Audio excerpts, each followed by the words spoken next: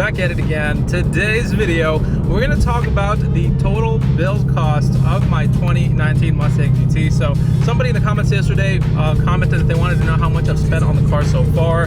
Yesterday's video was, the video up against the Hellcat. So we raced the Mustang against the Hellcat, and the Mustang was actually quicker than a stock Hellcat, and it did pretty good. So I think there's going to be a lot of people that are wondering how much it costs to get a Mustang to the point where it can beat a Hellcat or be faster than one. And today's video, I'm going to go ahead and address it. So I do have the 6-speed manual Mustang. So with a 10-speed, I think that this setup right here would probably be faster than a lot of cars on the road, not just Hellcats. So yeah, my car just wants to go today.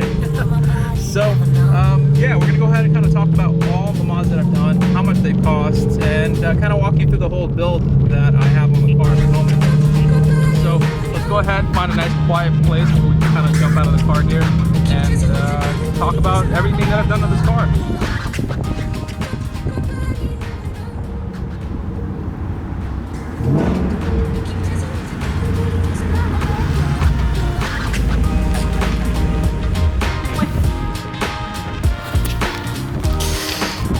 Alright guys, so found us a nice little spot so we can go ahead and talk about the car and everything that I've done to it. I've done quite a bit of stuff, some cosmetic, some performance, but I'm pretty satisfied with everything that's on the car right now. I absolutely love the setup, love the look, and it's come a long way from being the stock car that it used to be. So first things first, we're gonna go ahead and talk about the exhaust. So the car has the MagnaFlow X Mod exhaust. It's a new exhaust. MagnaFlow hit me up about this one, and we ended up working together on a little project. I got to get their exhaust installed in this car and test it out. Absolutely love this setup. It's a great setup because it's like a 4-in-1 exhaust where you have a bunch of different options that you can run. You can choose to run the resonator, you can choose not to. It's baffled, so you can install the block off plates and make it quiet, or do electric valves if you want, and be able to control how loud it is. At first I didn't have the resonator in, and I wasn't using the mufflers because I didn't have my cats removed. So once I took the cats out, I wanted to quiet it down a little bit because it was way too loud for my taste, and I didn't want to be bugging everybody. But the exhaust is really cool, looks really good, and it's got a beautiful carbon fiber weave on the tailpipes, which looks really good, and it's a nice looking exhaust. So now moving away from the exhaust, the next thing we're going to talk about is the appearance of the car with regards to the ride height. So the ride height is not stock because I do have lowering springs by Eibach. I have the I believe the Sportline kit on here, and I absolutely love it. It gives the car a very nice clean stance, and kind of eliminated the big gap that is there when these cars are stock. And most importantly, I'm not constantly worried about scraping the bottom of my car and destroying it, which is something I don't want to do. I don't want to be worried about driving around and having my car get destroyed from the bottom because it's too low. So this is a happy medium where it's not super low, but it also rides really nice and looks really good too. So now that we talked about the lowering springs, next in line is the wheels and tires. So wheels and tires are really important on a car for me, and there's usually a very hard choice finding wheels that look good. And these is kind of something that just ended up working out in my favor. These are wheels that I bought locally, and it was just a very good come up. Somebody had just bought them, ceramic coated them, they had sensors on them, brand new tires, and I ended up getting them for a really good deal at the time for around 1,500 bucks. And yeah, I ran them, and I'm still running them, and they've been really good. No fitment issues, nothing like that. I run 315s in the back, or sorry, 325s in the back, and they're pretty good for the most part, and especially with the added power. You definitely want to add a nice tire to be able to get a little bit of traction. So far, these wheels have really kind of grew on me, and I can't picture the car without them. So they are SVE 5-spoke wheels. We're running 325s in the back and 285 in the front. Car feels really good, handles great, feels very planted, which is something that you want, especially in a high horsepower car like this. You want to be able to feel in control. Now coming to the front, you'll notice that the brake caliper is painted yellow, and this is something that I had done also. I really like the yellow and black kind of contrast, and I know a lot of people do red, but I just want to do something different. I went with the yellow, and I really like the way the yellow came out, especially against the black and how big that caliper looks now. Because we have these wheels where there's a lot of space, you know, in between the spokes. You can really kind of show off your nice big brake kit, because this car is a performance pack 1, so it comes with the upgraded brakes. So now moving on to the badge, which is a badge off an S197 with a yellow dot in it to match the brake calipers and match the theme of the car. So that's kind of what I have there on the appearance mods. Also have the car tinted all the way around, including the windshield, but we have a very light windshield tint of 50%. The rest of the car is 20% all around, so it's not extremely dark, but it definitely gives you enough privacy and keeps the car nice and cool on the inside. Especially being a black car, you want to kind of get it to cool off a little bit where you can. Now moving on to the front, we have the MMD front splitter, which is this lower piece over here. The stock one looks cool, but I felt like it looked too basic.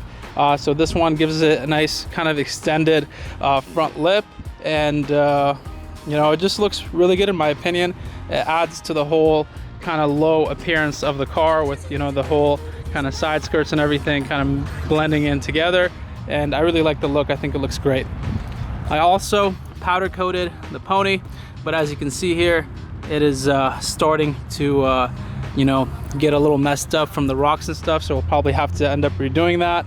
I also ended up getting my headlights redone, so we deleted the amber that was in the side here, and also installed color changing DRL lights, so I'm able to control those through Bluetooth on my phone, and we can kind of go through the options and do just about any combination that we would like just through the app on the phone. As you'll see here, it changes, and this is a mod by Lighting Trends, and I really like this for car shows and stuff like that. For pictures, it comes in pretty clutch and kind of grabs some attention. You can see they're yellow to match the rest of the car. So I think that is pretty much it for the appearance stuff on the car. I didn't go too crazy with the appearance stuff. You know, I'm kind of a clean type of look person. I don't like to get things too cluttered or over the top. So as long as it's functional, it looks good, it looks clean, I'm all for it. So yeah, that is pretty much a wrap up on the appearance stuff. Now let's go ahead and talk about the performance stuff. All right guys, so next in line, we're gonna go ahead and talk about the engine and the engine mods that I have done. So clearly, as you can see here, the car is supercharged. I have a stage 2 Whipple kit on it. The reason I went with Whipple is because it's a very safe bet, and it's a great way to add power to your car, especially if you're in California and you want it to be carb legal in case you get pulled over. This kit is carb legal, and I think it's the most power you can get, being with that is a carb legal kit. So I wanted to do twin turbos originally, but in California that doesn't really work out, so I went with the Whipple. Very satisfied with the Whipple. It's a great way to add power. It's very safe and reliable, and the good thing is it looks pretty good too, in my opinion. You know, I had mine powder coated yellow to kind of match the calipers here, and they came out really good. It's a nice looking system, and it performs really good, especially the 3-liter, which is the Gen 5 Whipple. You know, it does great. It does really good, especially in the heat. Like today's a very hot day. This thing does a great job of staying cool and making good power. And most importantly, it's very usable power, because with a supercharger like this, the power comes in pretty low, so you get a lot more torque, and even the top end is still pretty nasty on these Mustangs. So yeah, that is kind of what I did with the engine. Stage 2 Whipple. I also got my oil pump gears done on the car, so that we can safely, you know, kind of run more boost and not have any issues with the oil pump gears going out and destroying the engine. The car is on the 85 right now, and in order to run the 85, I had to do the IDX 1050 injectors and also a boosted pump from VMP. And so far, so good. Everything's run pretty good, and the car makes great power. Haven't really had much issues since I got the Whipple installed, apart from just breaking one belt after I put the car in the 85 and kind of turned up the power. So let's go ahead and close up the hood and jump inside the car. So now that we're inside the car, let me go ahead and tell you what else I have done to the car. So first thing you're gonna see with the interior is that I do have a little bit of carbon fiber. So huge shout out to Dyna Performance. They're the company that hooked me up with some of this carbon fiber interior trim here. Just kind of something to spice up your interior a little bit, you know, give it a nice look. As you can see there, just little kind of stick on things that you can get, and it also protects it in case you drop something and nick it with your keys or something like that. So I really like it. And most importantly, this matches with the carbon fiber steering wheel that I have. This is also from Dyno Performance. So I did a mix of Alcantara and carbon fiber, as well as I have the shift lights. Don't have them turned on right now because I have my N-Gauge plugged in and I disconnected them, but I have an N-Gauge because this car is actually tuned by Palm Beach Dyno. So Rob at Palm Beach Dyno, Rob Shoemaker, is the person that tuned this car. So the car is tuned for E85, and as you can see there, we have all our data information on the screens. So I also have a racing shift knob over here that is on top of an MGW short throw shifter. That is the Race Spec X, so it's a very low shifter, very short throw. So that's it right there, 3 to 4. You can see how quick that comes. You know, 1, 2, 1, 2, very short throws. This is a weighted shift knob, so it gives it a nice feel, very kind of firm feel once you put it in gear, and it kind of leaves the guesswork out of it, which is something that I really wanted. And you know, up here I have the Blackview 4K dash camera that is facing the front, and then we also have one that faces the back. So huge shout out to Blackview for hooking me up with that one. We also have my radar detector, the Uniden R7. Really like this radar detector. It's long range. It gets signal from the front and the back, and also the sides. So it has arrows on it, so you're able to tell where you're being, you know, kind of shot from, the sides or the back. So if I didn't mention already, this car is a premium package, which means it has a digital dash. It's got the you know, leather seats, heated and cooled. We got the memory seats. You know, there's just a lot of very good, useful options. Garage door opener up here, and you know, all this stuff is kind of stuff that makes it very comfortable to drive this car just about any time. You know, it's a fully optioned car. It's not a car that I've bought and made into like a tin can that I just go race. This is a car that I can drive anywhere and be comfortable and enjoy. You know, it has a good sound system, you know, and it has everything that you need, really. So I don't feel like I sacrificed anything when I got this car, you know, especially you know, today's day and age, there's a ton of new options that come out all the time, and this car is just a very comfortable place to be in. It looks good, it performs well, and most of all, it's reliable, and that's something that I really want. You know, this is you know, as safe as you can get, pushing the kind of power this car makes. So this car right now, I'm guesstimating, is probably making, you know, mid to low 700s at the wheels, which is really, really good power, especially from a car that was rated for 460 horsepower from the factory. So that is pretty much a little wrap up on my modifications to the car. Not a ton of modifications, but I like to kind of tastefully modify my cars and do stuff that only kind of enhances the car. So I don't want to do anything that would cheapen the car or make it unreliable, or pretty much kind of ruin what the car is all about. So anyways, now that we covered all the mods, I'm sure there's a lot of you guys wondering how much I've spent on the car so far. So before we get into that, let me go ahead and head home because it's extremely hot outside, and we'll talk all about that. So here we go. So we're back home now, and before I end out this video, I do have to give you guys a little bit of a price breakdown on the build, how much it costs to get the car to where it is today.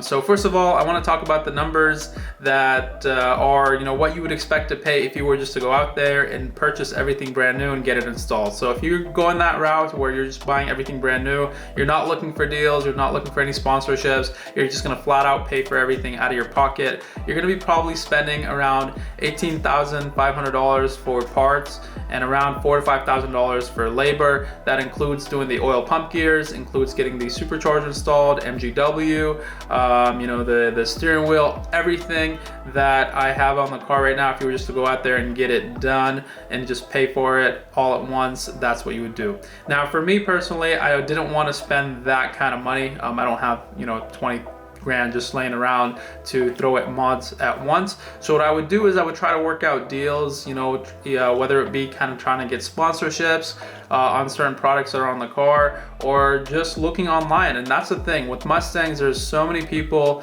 that modify these cars that if you just look up on OfferUp, Craigslist, eBay, even on Instagram, you know, sometimes people put parts up for sale when they're parting out their cars or they're selling their cars, they're looking to kind of, you know, switch things up with their setups.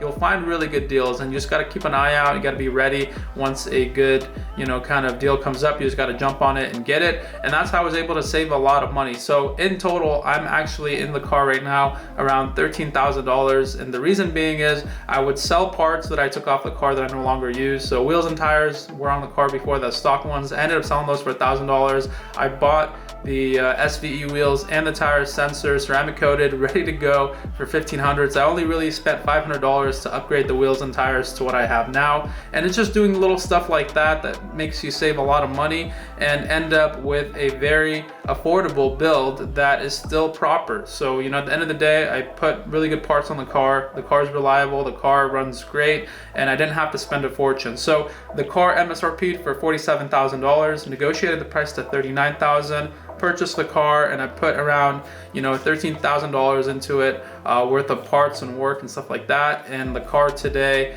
I'm probably, you know, invested around $52,000 into the setup, or $53,000 in the setup, and I have an 800 horsepower Mustang that is competing with Hellcats and some really fast cars out there. And there's still room to go and grow on this platform, or on the Mustang platform, which is pretty cool. So that is kind of the little bit of a breakdown. I did make a spreadsheet, which I will leave in the link in the description for some of you guys to check it out. I know some people like to see the item by item kind of breakdown, so you can kind of check that out and see. Also include links to some of the products that I used on the car. So if you guys want to purchase them, you can find them in the link in the description. So anyways, that's it for today's video. If you did enjoy it, make sure you drop a like, subscribe if you haven't, and let me know, what do you guys think? Did I spend too much? Did I spend too little? You know, I'd love to hear back from you guys, so let me know in the comments down below. It's your boy Rush, and we'll catch you in the next video. Peace.